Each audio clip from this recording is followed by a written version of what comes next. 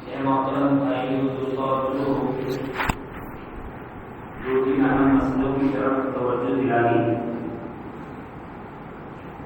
پہلا مسئلہ یہ ہے کہ عام طور پر جب ہم فرض نماز کی ادائیگی کی جاتے ہیں تو کبھی ایسا ہوتا ہے کہ اس سے پہلے جو سنت مؤکدہ ہے اس کو پڑھنے کا موقع اور وقت ہوتا ہے. کبھی ایسا ہوتا ہے کہ جماعت کا وقت قریب ہے، سنت پڑھنے کا موقع نہیں ہوتا ہے، تو اس کو کیا کرنا چاہیے؟ اگر فجر کی نماز ہے اور اس میں ایسے وقت میں مسجد میں پہنچے کہ اگر ہم سنت پڑھتے ہیں تو جماعت کھڑی ہو جاتی ہے یا جماعت قائم ہو گئی ہے.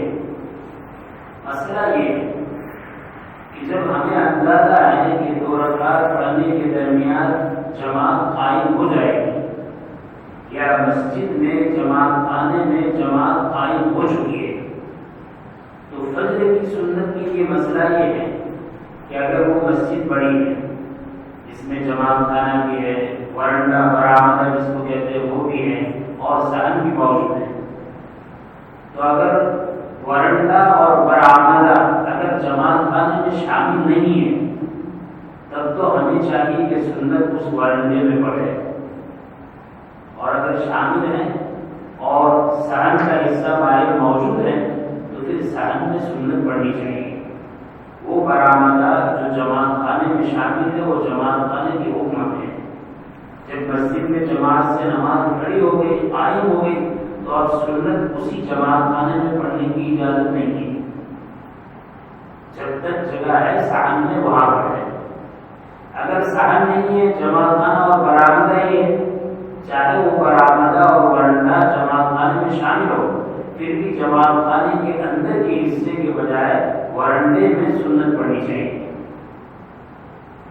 اور اگر ایسا ہے وہ مسجد ایسی ہے جس میں جس جماعت خانہ ہی ہے، نہ ورنڈا ہے اور نہ صحن ہے، تو وہاں پھر مسجد کے جماعت خانے کے بالکل کونے میں سنت پڑھی جا سکتی ہے. لیکن یہ کب؟ جبکہ صحن اور برآمدہ نہیں ہے. ایک مسئلہ تو یہ، لہذا جہاں پر صحن اور برآمدہ ہے وہاں جماعت خانے میں فجر کی جماعت قائم ہو گئی، اب وہاں پر سنت پڑھنا مکروہ ہے، لہذا سنت وہاں ہرگز نہیں پڑھنا چاہیے. دوسری بات، یہ تو فجر کی سنت کا مسئلہ ہے. اور جو سنتیں ہیں جیسے ظہر سے پہلے کی سنت مؤکدہ ہے، عصر سے پہلے غیر مؤکدہ ہے، عشاء سے پہلے استحباب کا درجہ ہے، تو وہاں مسئلہ یہ ہے کہ ہم ایسے وقت میں مسجد میں پہنچے کہ اگر ظہر کی 4 سنت پڑھیں گے تو جماعت کھڑی ہو جائے گی، تو وہاں پر سنت ابھی نہیں پڑھنی چاہیے. مختصر وقت ہے، 2 رکعت پڑھی ہے تو مسجد پڑھ لے اور پھر انتظار کرے جیسے جماعت سے نماز شروع ہو نماز میں شریک ہو جائے. ظہر کی سنت پڑھنے کے بعد، ظہر کی فرض پڑھنے کے بعد اس سے بعد کی جو سنت مؤکدہ 2 رکعت ہے وہ پڑھے، اور اس کے بعد جو پہلے کی 4 سنت چھوٹی ہے وہ پڑھے. یہ بھی کر سکتا ہے کہ فرض کے بعد پہلے 4 سنت مؤکدہ پڑھے پھر 2 سنت مؤکدہ پڑھے، اور یہ بھی کر سکتا ہے کہ پہلے 2 سنت مؤکدہ پڑھے پھر 4 سنت مؤکدہ پڑھے. عصر کی نماز کا یہی مسئلہ ہے، لیکن عصر کی نماز میں سنت غیر مؤکدہ ہے. اگر اتنا وقت ہے جماعت کھڑی ہونے میں کہ 4 رکعت سنت پڑھتے ہیں تو 4 رکعت پڑھے، اور اگر 2 رکعت پڑھ سکتے ہیں تو 2 رکعت پڑھے، وہ سنت غیر مؤکدہ ہے. لہٰذا 2 رکعت اور 4 رکعت دونوں پڑھنا چاہیے. تو بہرحال فجر کے علاوہ جتنی نماز ہے وہاں اگر اس سے پہلے کی سنتوں میں ہم شامل ہوتے ہیں، سنتوں کو شروع کرتے ہیں اور اس کی وجہ سے ہماری تکبیر اولیٰ چھوٹ جاتی ہے تو پھر سنتوں کو شروع نہ کریں، بلکہ ظہر کے بعد سنتیں پڑھ لیں، عصر کے بعد وہ سنت کا مسئلہ ہی نہیں. اور رہی عشاء تو عشاء سے پہلے کی سنت 4 رکعت مستحب کر دیتے ہیں، وہاں بھی کوئی مسئلہ نہیں. یہ مسئلہ عام طور پر ظہر اور جمعہ میں آتا ہے. یہ ظہر اور جمعہ میں اگر ایسے وقت میں پہنچے کہ اگر سنت پڑھتے ہیں تو خطبہ شروع ہو جائے گا جمعہ کا، یا ظہر کی نماز شروع ہو جائے گی، تو اب سنتیں نہ پڑھے، بعد میں سنتیں پڑھے. ان چیزوں کو یاد رکھنے کی ضرورت ہے۔ دوسرا ایک بہت اہم مسئلہ ہے، عام طور پر اس سلسلے میں ہم سے غفلت ہوتی ہے، وہ یہ کہ ہم جماعت خانے میں آئے اور امام صاحب نماز میں شامل ہے، نماز پڑھا رہے ہیں، امام صاحب قاعدہ اخیرہ میں بیٹھے، اب ہم نماز کے لیے آئے تو اگر امام صاحب نے ابھی ایک طرف سلام نہیں پھیرا ہے، وہاں تک ہم جماعت میں شریک ہو سکتے ہیں، جماعت میں شریک ہو جائیں اور تکبیر تحریمہ کہہ دیں۔ اگر ہمارے تکبیر تحریمہ کہنے کے بعد امام صاحب نے ایک طرف سلام پھیرا تو ہم امام کی نماز میں شریک ہو گئے۔ لیکن مسئلہ اچھی طرح یاد رکھیں، اگر امام صاحب نے ایک طرف سلام پھیر دیا، اس کے بعد ہم نے امام کی اقتدا کی تو ہم نماز میں شریک نہیں ہوں گے۔ لہذا ہمارے بہت سارے بھائی ایسا کرتے ہیں کہ چاہے ایک طرف سلام پھیرا ہو چاہے دونوں طرف سلام پھیرا ہو، پھر جب وہ فرد نماز کے لیے آتا ہے تو جماعت میں ساتھ میں شریک ہو کر نماز پڑھتا ہے۔ یہ طریقہ اچھا نہیں، غلط ہے۔ اگر امام نے سلام نہیں پھیرا ہے اور ہم نے تکبیر تحریمہ کہہ دیا تو ہم نماز میں شریک ہو گئے، لیکن امام نے ایک طرف سلام پھیرا اس کے بعد تکبیر تحریمہ کہیں گے، ہمارا امام کے ساتھ شریک ہونا صحیح نہیں ہوگا۔ لہٰذا اب امام کے ساتھ نماز پڑھنے کی ضرورت نہیں ہے، اور دونوں طرف پھیر دیا تب تو پھر جماعت میں شریک ہونے کا کوئی مسئلہ ہی نہیں ہے۔ عام طور پر ایک طرف یا دونوں طرف سلام پھیرنے کے بعد نیا مقتدی آتا ہے، وہ جو سب ہوتی ہے سب میں آ کر کھڑا ہوتا ہے، یہ غلط طریقہ ہے۔ اس میں کیا نقصان ہوتا ہے؟ آگے جو نماز پڑھنے والے ہیں پیچھے وہ نماز پڑھ رہا ہے، ان کو تکلیف ہے۔ لہذا مسئلہ اچھی طرح یاد رکھیں، ہم جماعت خانے میں امام کے ساتھ نماز پڑھنے کے لیے آئے، اگر امام صاحب نے ایک طرف سلام دے دیا، اب جماعت میں شریک ہونے کی، سب میں شریک ہونے کی ضرورت نہیں، اب الگ سے پڑھیں۔ دوسری طرف سلام دے دیا تب بھی، دونوں طرف سلام دے دیا، اب کہاں پڑھیں گے؟ اب نماز ایسی جگہ پر پڑھیں گے کہ ہمارے جو امام صاحب کے ساتھ نماز پڑھنے والے ہیں، جب وہ نماز سے اپنے گھر کی طرف جانے والے ہیں یا سنت پڑھنے والے تو ہمارے آگے نہ ہو، یعنی ایسی جگہ نماز پڑھے کہ ان مصلیوں کو آنے جانے میں تکلیف نہ ہو۔ اس لیے ہم برانڈے میں پڑھیں گے، کونے میں پڑھیں گے، کسی ستون کے پیچھے پڑھیں گے، اس جماعت میں شامل ہو کر سب میں شامل ہو کر نہیں پڑھیں گے۔ یہ غلطی عام طور پر ہوتی ہے کہ امام صاحب نماز سے فارغ ہو گئے پھر بھی ہم سب میں آتے ہیں، غلط طریقہ ہے۔ جو آگے نماز پڑھنے والے ہیں ان کو تکلیف ہوتی ہے اور نماز میں شامل نہیں ہوگا۔ اگر امام صاحب نے ایک طرف سلام پھیر دیا پھر آپ نے اقتدا کی، آپ نماز میں شریک نہیں ہوئے۔ دونوں طرف سلام پھیر دیا پھر سب میں نہ آنا کوئی مطلب ہی نہیں۔ سلام پھیر دیا، دعا ہو رہی ہے، تسبیح ہو رہی ہے، پھر سب میں آئے، یہ غلط طریقہ ہے۔ اس میں آگے نماز پڑھنے والے کو تکلیف ہوتی ہے۔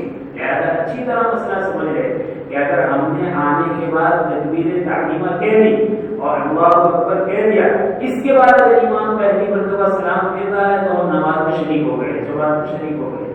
لیکن اگر امام نے ایک طرف سلام پھیر دیا، سلام پھیر رہا ہے، اس کے بعد ابتدا صحیح نہیں، لہذا نہ اس کے ساتھ ابتدا کرنا ہے، نہ جو سب بنتی ہے اس سب میں شریک ہونا ہے۔ دوسری جگہ پر، ایسی جگہ پر الگ سے اپنی نماز پڑھیں گے جہاں آنے جانے والے کو تکلیف نہ ہو۔ اس مسئلے کو اچھی طرح ذہن میں رکھیں اور اچھی طرح اس پر عمل کریں۔ تیسرا مسئلہ سب بندی کا ہے۔ میں اپنے بھائیوں سے کل بھی بہت عادت کے ساتھ کہا تھا اور آج بھی کہتا ہوں کہ اللہ کے بندوں، رمضان کے مہینے میں ہمیں نیکیوں کو لوٹنے کا موقع ملا ہے، لہذا نیکیوں کے لوٹنے میں پیچھے نہ رہو۔ آپ آ رہے ہیں، پہلے ہی سے آپ پہلی صفوں میں بیٹھنے کا اہتمام کریں، امام صاحب کے پیچھے 2-3 جگہ خالی رکھے حفاظ کے لیے، ٹھیک ہے، باقی امام کے قریب آ کر بیٹھ کر سب بنائیں۔ اور آنے والا یہ دیکھیں، اب ہماری عادت ہوتی ہے، ہماری عادت ہوتی ہے کہ ہم امام صاحب کے دائیں طرف بھی کھڑے رہیں گے اس طرف، یا ہماری عادت ہوتی ہے کہ بائیں طرف، یہ غلط طریقہ ہے۔ دیکھو دائیں طرف کو فضیلت ہے، بائیں طرف کو، لیکن جب دونوں طرف برابر برابر ہو رہے ہو، ایک طرف زیادہ ہو رہے ہو ایک طرف کم ہو رہے ہو تو پھر دائیں طرف کو فضیلت نہیں بلکہ مکروہ ہے۔ اب مان لو کہ دائیں طرف لوگ کم ہیں اور بائیں طرف لوگ کم ہے اور امام کی دائیں طرف لوگ زیادہ ہے، اب آپ فضیلت حاصل کرنے کے لیے دائیں طرف کھڑے رہیں گے تو یہ فضیلت نہیں ہوگی، مکروہ ہوگا۔ لہٰذا ہر آنے والا پہلے سے دیکھے کہ ہم جو نماز میں میں شریک ہو رہے ہیں، جماعت سے نماز پڑھنا چاہتے ہیں، تو پہلی صف میں بیٹھیں گے تو دیکھیں گے امام کی کس طرف زیادہ لوگ بیٹھے ہیں، کس طرف کم لوگ بیٹھے ہیں، جس طرف کم لوگ بیٹھے وہاں بیٹھے، ثواب کے زیادہ پانے کے اعتبار سے یہ طریقہ ہے۔ اب ہم چاہیں کہ ہم تو دائیں طرف نہیں بیٹھیں گے، ہم تو بائیں طرف بیٹھیں گے، دائیں طرف کیوں بیٹھیں گے؟ اس دروازے سے آتے ہیں ہمیں قریب پڑتا ہے، بائیں طرف کیوں بیٹھیں گے؟ اس دروازے سے آتے ہیں قریب پڑتا ہے۔ ہمیں دروازے کو نہیں دیکھنا ہے، ہمیں تو ثواب کو دیکھنا ہے کہ کہاں کھڑے رہنے میں جماعت کا ثواب، کہاں کھڑے رہنے میں ثواب زیادہ ملتا ہے۔ جہاں ثواب زیادہ ملے گا وہاں کھڑے رہیں گے۔ اب ظاہر چیز ہے جس طرف کم ہے اس طرف آپ کھڑے رہیں گے تو ثواب زیادہ ملے گا، اور جس طرف زیادہ اس طرف رہیں گے تو یہ مکروہ ہوگا، بجائے ثواب کے آپ بڑا کام کریں گے۔ اور میرے بھائی عام طور پر تو ہم اللہ کی نافرمانی اور مکروہات مسجد سے باہر کرتے ہی رہتے ہیں، اگر مسجد میں آنے کے بعد بھی ہماری عادت نہیں، بہت بری عادت ہے۔ ایک مکروہ کام جس کو گھر میں کرنا یہ بھی مکروہ ہے، لوگوں کے سامنے کھلا کھلا کرنا اور زیادہ برا ہے، لیکن اس کو اللہ کے گھر میں مسجد میں کرنا اور زیادہ برا ہے۔ لہذا ہے مکروہ، لیکن اس میں بھی فرق پڑے گا، تنہائی میں کرتا ہے تو یہ پسند ناپسندیدہ ہے، لوگوں کے سامنے کرتا ہے تو اور زیادہ ناپسندیدہ ہے، اور اگر مسجد میں آ کر کرتا ہے اللہ کے گھر میں اور زیادہ ناپسندیدہ ہے۔ دیکھو اسلام اور مسلمان کا معنی ہے اللہ اور اس کے رسول کی ماننا، اور کیسی ماننا؟ جو ہماری سمجھ میں نہ آئے۔ ہماری طبیعت کوئی چیز نہیں ہے، کوئی آدمی 25 سال سے تہجد پڑھ رہا ہو اور وہ سمجھے کہ میری طبیعت شریعت کے مطابق مجھے دھوکا ہے۔ شیخ عبد القادر جیلانی رحمۃ اللہ علیہ کا واقعہ کیا ہے؟ ایک لمبے عرصے کے بعد جنگل میں گئے اور عبادت شروع کی، تو شیطان نے آ کر اطلاع دی کہ میں تیرا رب ہوں اور میری طرف سے تجھے اعلان ہے، تو نے بہت عبادت کی، عبادت تجھ سے معاف، فرض نماز تجھ سے معاف۔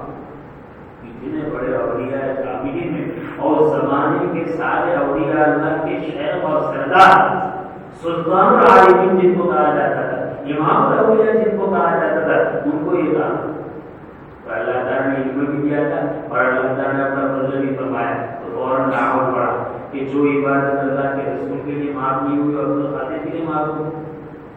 تو ہمارے دل میں یہ آنا کہ ہمارا دل یہ چاہتا ہے، یہ شریعت کی یہ دھوکہ ہے، کوئی ہمارا دل نہیں۔ 50 سال سجدے میں پیشانی رگڑ کر گھستا ہے اور 50 سال ہماری تکبیر بلانا جائے، پھر ہمارے دل میں کوئی خیال ہے ایسا نہیں سمجھے کہ اللہ والے دل چاہتا ہے، کہ کوئی نہیں ہمارا دل دھوکہ ہے۔ ہم تو مکلف ہیں شریعت کے، شریعت وہ جو کہے گی اس کو ہم مانیں گے، چاہے ہمارے دل میں آئے ہمارے دل میں نہ آئے۔ بہت اللہ والا وہ اگر ایسا کہے کہ بھائی اللہ کی طرف سے یہ ہوتا ہوا سے نماز شما کریں، یہ شیطانی دھوکہ ہے، یہ شیطانی ہڑبڑ ہے، انسان کو گمراہ کرتا ہے۔ ہم کوئی چیز نہیں ہے، شریعت سب کچھ ہے، شریعت کا احکام سب کچھ ہے۔ تیسری بات یاد کرنی ہے مسجد کا ادب احترام، یہ تو انتہا ضروری ہے۔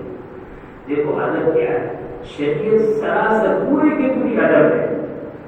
ادب سے آدمی اللہ کا قرب حاصل کرتا ہے۔ شاہ عبدالعزیز محمد سعید رحمۃ اللہ علیہ فرماتے ہیں فرض تو فرض ہے، اس کی کیے بغیر چھاڑا ہی نہیں، اور اس سے بھی اللہ کا قرب حاصل کرتا ہے، لیکن فرض ادا کرنے کے بعد آدمی جتنا نوافل کا، استحباب کا، ادب کا اہتمام کرے گا، اللہ کا قرب، اللہ کی نزدیکی اور اللہ کی رضا اتنی زیادہ حاصل ہوگی۔ لہٰذا میرے بھائی مسجد کے آداب کا بے انتہا لحاظ رکھیں، اور کس طرح لحاظ رکھیں؟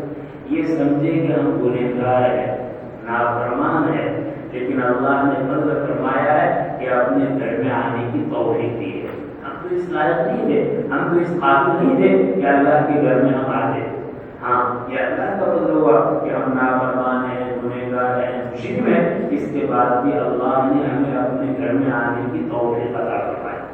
اس کو آپ ایسا سمجھیں کہ وقت کا بادشاہ ہے اور اس کے بہت بہت بڑے جرائم ہم نے کیے ہیں، اور بادشاہ کی طرف سے اعلان ہے جو بھی آنا چاہے آ جائے، معافی کا اعلان ہے۔ اب جو مجرم ہوگا وہ بادشاہ کی طرف دیکھے گا کہ میں نے اس کا یہ حکم توڑا ہے، یہ حکم توڑا ہے، یہ حکم توڑا ہے۔ اب یقین مانیے وہ بہادر بن کر بادشاہ کے دربار میں آئے گا یا عاجزی انکساری کے ساتھ ڈرتے ہوئے آئے گا؟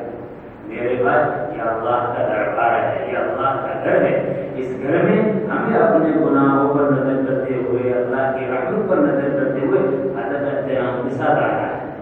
لہٰذا ہر وہ کام جو ادب احترام کے منافی ہے ہمیں اس نے نہیں کرنا چاہیے. دیکھو آداب ایک ہے فرض، ایک ہے سنت اور ایک ہے ادب. شریعت کا حکم یہ ہے فرض کو بیان کرو تو تاکید کے ساتھ، پوری تاکید کے ساتھ یہ تو کرنا ہی پڑے گا. سنت کو بیان کرو تو اتنی زیادہ تاکید نہیں، کچھ تاکید کہ یہ سنت ہے اس کو کرو، اس کو چھوڑنا اچھا نہیں ہے. فرض کو تو کرنا ضروری ہے، چھوڑنا جائز ہی نہیں. سنت کے بعد اس کو کرو بہت فائدہ ہے، اللہ کے رسول کی شفاعت حاصل ہوگی، چھوڑنا نہیں چاہیے اس کو. لیکن عادات ہے، مستحبات ہے، اس میں یہ نہیں کہیں گے کہ آپ کو یہ کرنا ہی پڑے گا. شوق دلا رہا ہے کہ بھائی دیکھو یہ شوق کی چیز ہے، اللہ کو راضی کرنے والی چیز ہے، اللہ کو قریب کرنے والی چیز ہے. فرض واجب نہیں ہے، ضروری نہیں ہے، سنت نہیں ہے، لیکن یہ عادات ہے، مستحبات ہے. اس کے ذریعے سے آدمی اللہ کا قرب بہت زیادہ حاصل کرے گا. میں اپنے بھائیوں سے بہت خوش ہوں، ماشاء اللہ رمضان میں قرآن کریم کی تلاوت کا ماحول ہے، رمضان میں کچھ فرض کی پابندی کا ماحول ہے. بہت خوش نصیب ہے اللہ تعالیٰ ہماری زندگیوں کے بدلنے کا اس کو ذریعہ بنائے. میں ان بھائیوں سے عرض کروں گا، دیکھو ہم مسجد میں آتے ہیں، مسجد میں قرآن کریم کی تلاوت کرتے ہیں. قرآن کریم کی تلاوت کے کچھ آداب ہیں. دیکھو آداب کے درجے میں ایسا ٹھوس کر نہیں ہوں کہ اس کو کرنا ہی. آداب ادب کا ہے. ادب سے کیا ہوتا ہے؟ آپ اپنے باپ کی خدمت میں آئیے اور باپ سے کہے او باپ کیوں سے کہتے ہیں تو آپ نے بات کہا، لیکن یہ ادب نہیں ہے. لیکن ادب ہے والد بزرگ اور آپ کی طبیعت کیسی ہے، یہ ادب ہے. تو اس سے بھی جانتا ہے کہ میں اس کا باپ ہوں، اس نے باپ کہا، لیکن باپ سمجھے گا یہ باپ ہے.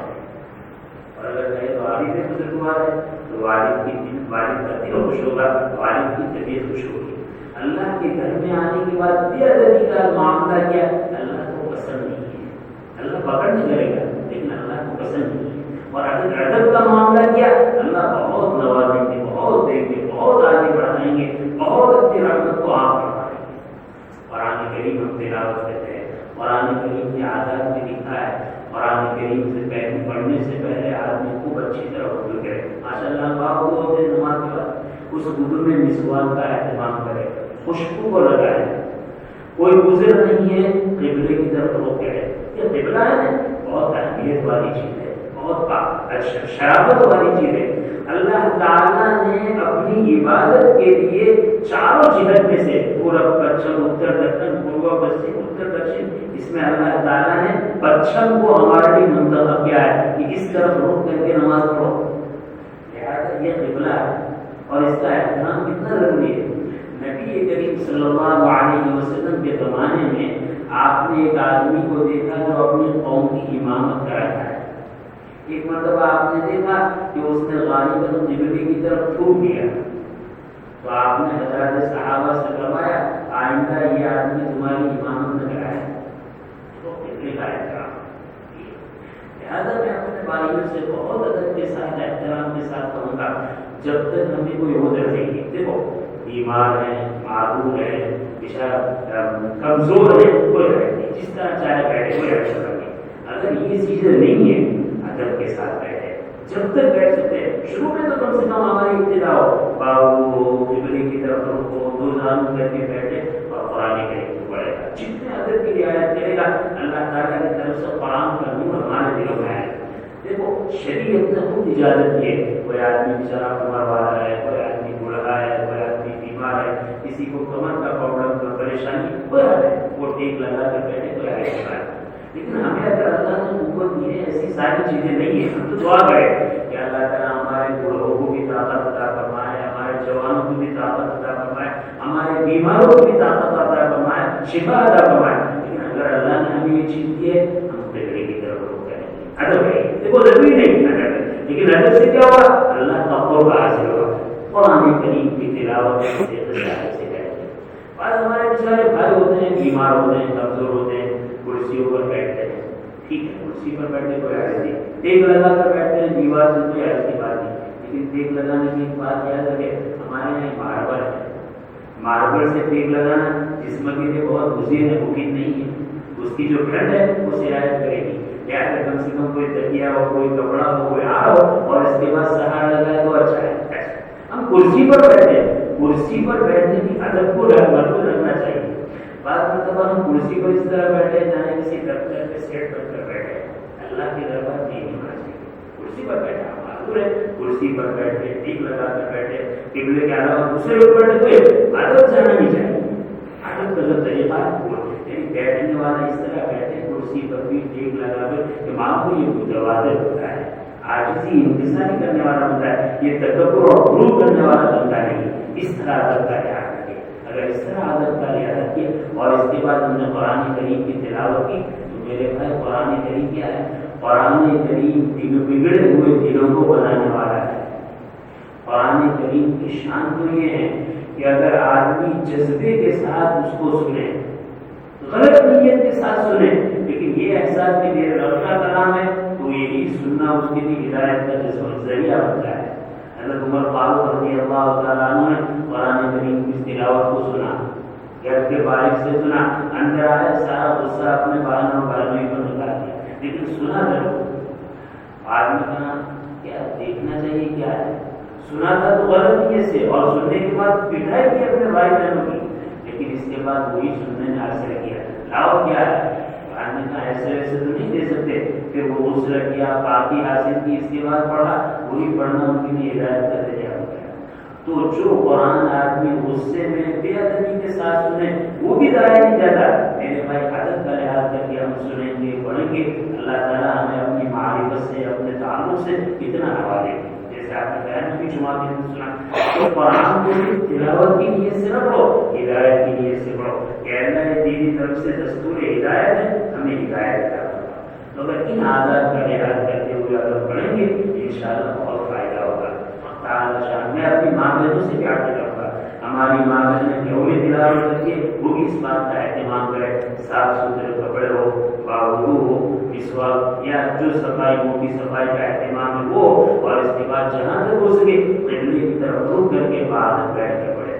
اب دیکھو ایک بات یہ بھی آتی ہے, آدمی بہت لمبا پڑھتا ہے تو ادب سے بیٹھنا مشکل ہو جاتا ہے. ابتدا ادب سے بیٹھو, جتنا پڑھ سکے اتنا پڑھو. پھر بہت پڑھتے پھر تھک گئے اگر پڑھنا آتی بات نہیں بیٹھ جاؤ, پلاٹا لگا کر بیٹھ جاؤ, کوئی حرج کی بات نہیں. شروع میں جتنا ادب کر سکتے کرو بیٹھنے میں, پھر تھکان کی وجہ سے کہیں پیر اونچا کرنا پڑے, کہیں آتی بات, کوئی حرج کی بات نہیں. ادب کے ساتھ ایسا کریں کوئی حرج کی بات نہیں. مسجد میں بھی عام حالت میں بھی ہم بیٹھتے ہیں, ادب سے بیٹھو, جس طرح آنے میں بیٹھتے ہیں بیٹھو, اور اگر اس طرح بیٹھ کر تھک گئے کوئی حرج نہیں, آتی بات میں بیٹھو. حضرت صحابہ سے کون دو طریقے ثابت ہے, اکڑ بیٹھے, دو قاعدے میں بیٹھے, اس طرح بیٹھنا آتی باتیں. لیکن یہ ادب کا تقاضا ہے, پہلے جتنی دیر ادب کے ساتھ بیٹھ سکتے ہیں بیٹھے, اور اس کے بعد جس میں آرام ہو اور ادب کو ظاہر نہ کرنا پڑے, بے ادبی کی شکل نہ ہو, اس طریقے سے بیٹھے, یہ اہتمام کرے. اللہ تعالیٰ نے جو باتیں کہلوائی اللہ تعالیٰ اس پر ہمیں عمل کی توفیق نصیب فرمائے.